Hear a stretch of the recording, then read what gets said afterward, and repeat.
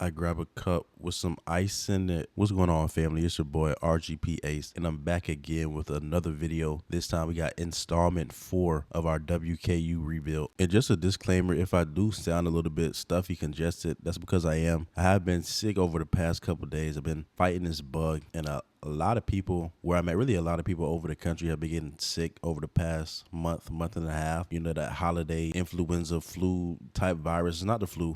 It's just a common cold, but it's been nagging me for about 4 days now. I am starting to feel a little bit better. Been taking medicine, but I still do have a little bit of congestion. So just a disclaimer now, I might sound a little bit stuffy, and I might just sound a little bit stuffy. So just bear with me, guys. But coming in this week, we're coming off a win that we had last week against Nevada, which was one of our tougher tests of the season so far. So it was a pretty neck and neck game down to the end. Then we started to pull away late in that fourth quarter, but definitely a test to us. So our first big test, definitely our first big test so far this season. And what I want to do now, I kind of just want to go through our recruiting board and just make sure all the players that are ready to actually schedule their visit, get their visit scheduled this week. So just going to go ahead and move some hours around. I do have about 100 hours, 95 hours to play with, so I can schedule their visits and still have enough points to do a hard sell on them. So that's the good news with having about 95 left over. But I do still have a couple guys here at the bottom that haven't even touched them yet. They have no hours allocated to them. So I want to go ahead and for Tucker Craig, just go ahead hard sell him. You already got the visit scheduled. And one thing you're gonna have to do, especially if you're rebuilding a smaller school, you might not know all of his triggers. Like you might know one of the three, but you gotta start using context clues. A lot of the times, just so you can get that upper hand on some of these bigger schools that'll have more hours to allocate. Even if it's wrong, you still want to go ahead and try to hard sell them. If you don't hard sell them, at least try to do a sway and then a soft sell. Partner those two so you still have those 50 hours that you're still allocating to that player for that week. And hopefully with this, either your sway or your hard sell, one of them should be, the actual thing that the player's interested in. So the following week, you'll know what you can hard sell that player in, rather than, hey, I only know one of what this player wants, so I'm still going to send the house. I'm still going to allocate those 50 hours. But once you get to that top 5 stage where that player is ready to come on a visit, sending the house doesn't have as much of an impact as those sways and those sell attempts, either the soft sell or the hard sell. Those are going to get you more bang for your buck once that player reaches into that top 5 category. So what I would say,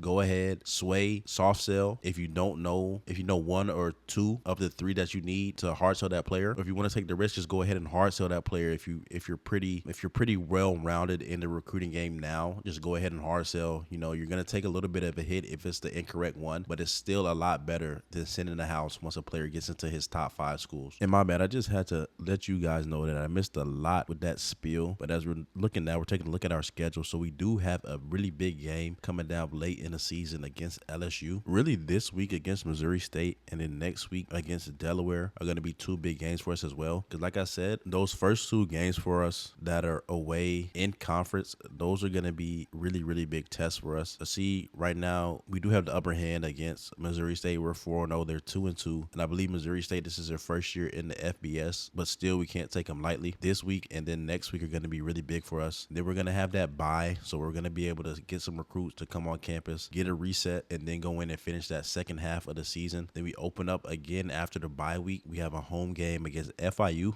Cannot take that one lightly either, because FIU has an amazing quarterback, and I know if we even take our foot off the gas a little bit, it can be like drastic for us. It can be really, really bad for us.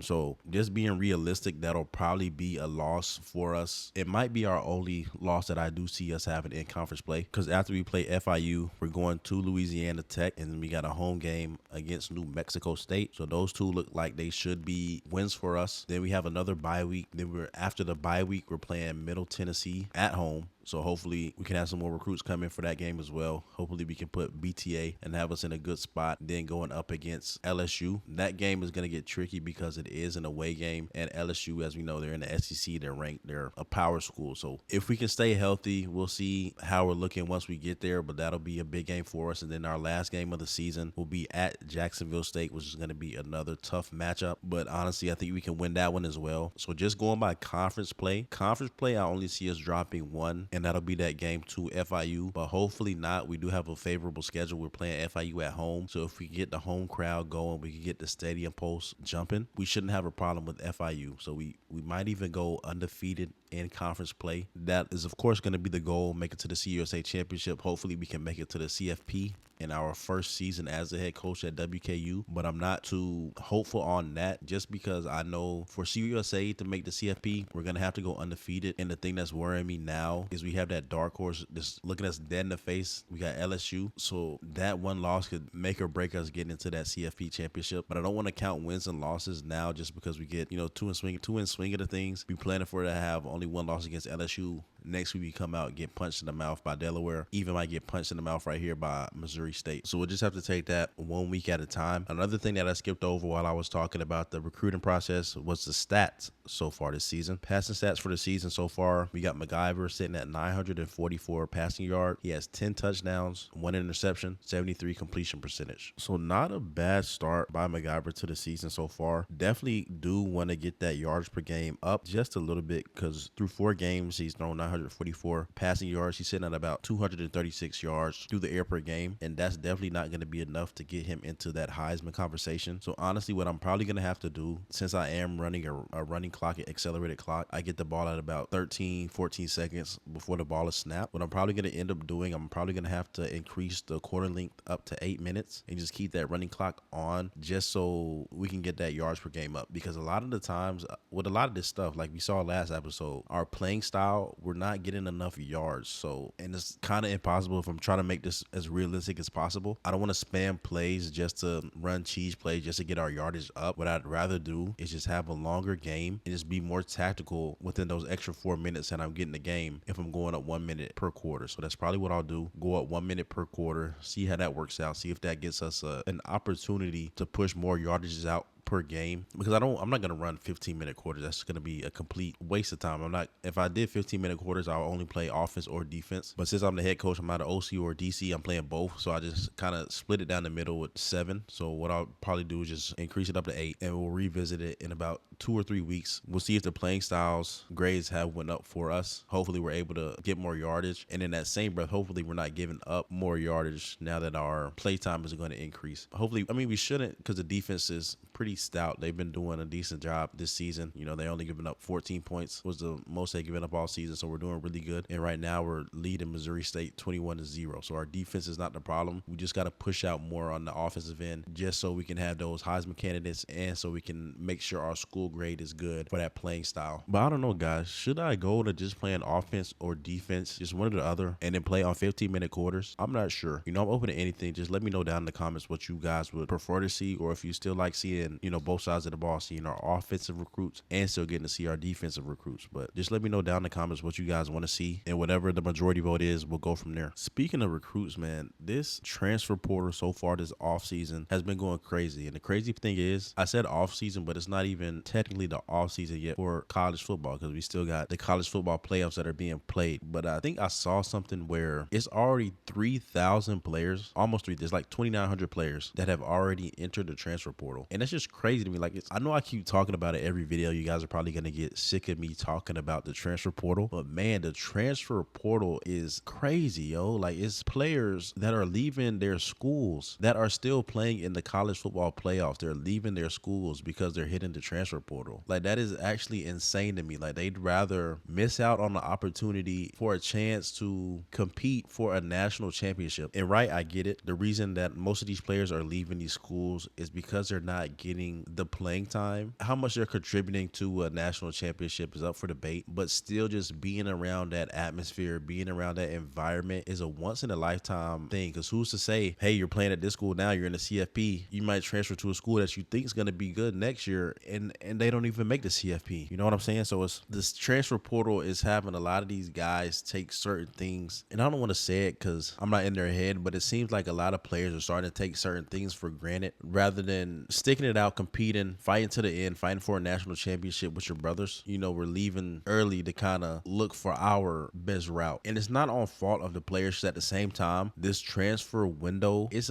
a horrible window. We saw this thing even with Lane Kiffin where he had to leave Ole Miss, and he told told some of the coaches that were coming with him, hey, I'm gonna send this jet to Ole Miss. If you're not on the jet, whatever, blah, blah, blah. Long story short, he let some of the coaches stay and said, yeah, you can finish out the season coaching at Ole Miss. But once the season's over, I need you down here in Baton Rouge. I need you down here hitting this transfer portal so we can work on getting our recruits for this school. But I would assume, right, when he said that, he didn't think that Ole Miss would make it to where they're at. Because nobody had Ole Miss beating Georgia that game. Ole Miss was favored to beat Tulane, but as far as taking down Georgia, no. And then now, like I said, we're in the heart of this transfer portal. So if I'm Lane Kiffin, I'm letting my coach stay here to finish out his duties as the coach of this football team. What am I losing on the back end when he comes down here to LSU and 75% of the players that we had on our board from the transfer portal have already committed to different schools, right? So now he's trying to pull the coaches that he wants down there, the coaches that are coming down there with him, he's trying to pull them away from Ole Miss now. I think the running backs coach is the main one that he's trying to get, but I think the running backs coach said that he was going to stay and finish this season out at Ole Miss. And then once the season's over, like once Ole Miss is actually done playing, then he'll go down and worry about LSU business. But now his main focus is Ole Miss. And I respect him for that because at the end of the day, it's a business, of course, right? But in the same sense, we as coaches and leaders, we have to have some type of connection, some type of bond with these kids that were, growing and developing, teaching them to become young men. So I respect the values and the principles that the running back coach for Ole Miss is standing on, showing them that they started something. You started something, you need to go ahead and finish it regardless of what's waiting on the other side, because at the end of the day, the grass might not always be greener. Like he's thinking about it in the moment. I'm coaching in the college football playoffs. We're in the semifinals. Why would I leave here and it's not guaranteed that I'll ever make it this far ever again in my career? And like I said, I don't blame the players. I don't blame the coaches. It's just a problem with the transfer portal timing window. Like the window is horrible. Like we got 3,000 players that are looking for a home right now. But in that same breath, I'm still trying to focus on getting this school that I coached all the way up to the semifinals in the college football playoffs that I coached all the way here. I'm trying to get them to a national championship. But you got other factors that have me trying to worry about what's going to happen next season for my next team, just because this window is so off. Like it's got to be a change with that window, because if not, it's just going to get messy, because there's a lot of moving parts. I keep saying it's a lot of moving parts now in college football and college sports in general. It's moving parts all over the board. And what it's looking like now, the pros are always going to be the pros. Okay, cool. But college is becoming the pros, and then high school is becoming college, because I've seen somewhere where some high school team that next season they're going to open up their high school game in London. Like it's crazy. Like now that money is involved in all this sports betting, everything, money's so involved in sports, and I guess they see how much money can be made from sports that they're trickling down this money to every single level. Like it's no reason why a high school football team should be playing in London. Like why is a high school football team playing in London? Like it's crazy. Like the money grab nowadays is just so crazy to me. But like I said, it's not a bad thing that is trickling down. It's just, this is such a new era that everybody, is just trying to see how it's going to play out, because it's happening overseas. It's been happening overseas, and that's more so showing in the game of basketball, how now you're having so many stars come from overseas, and now they're the actual face of, your league. Like the top 5 players in the NBA right now, they're all foreign players. And I guess the U.S. is finally seeing that. So now they're trying to develop players from a younger age, like they're doing overseas. They have these camps, we have these prep schools, et cetera, et cetera. But now they're putting more focus on the actual development of them at a younger age. So now you have the actual resources to develop them. So once it's time for them to actually perform at the highest level on a world stage, like you're getting the best product that can possibly be put out there. These players have been trained, they've been developed since they've been in middle school. They've been getting professional development since they were in middle school. So now once they're of age, this is literally going to be the best product that we can possibly give you. But I can tell you one thing that I know for sure that Lane Kiffin is having a conversation about with this running backs coach that's deciding to stay at Ole Miss and finish out the season. LSU is about to have its own gaps in their running back room. I think Caden Durham's hitting the portal, and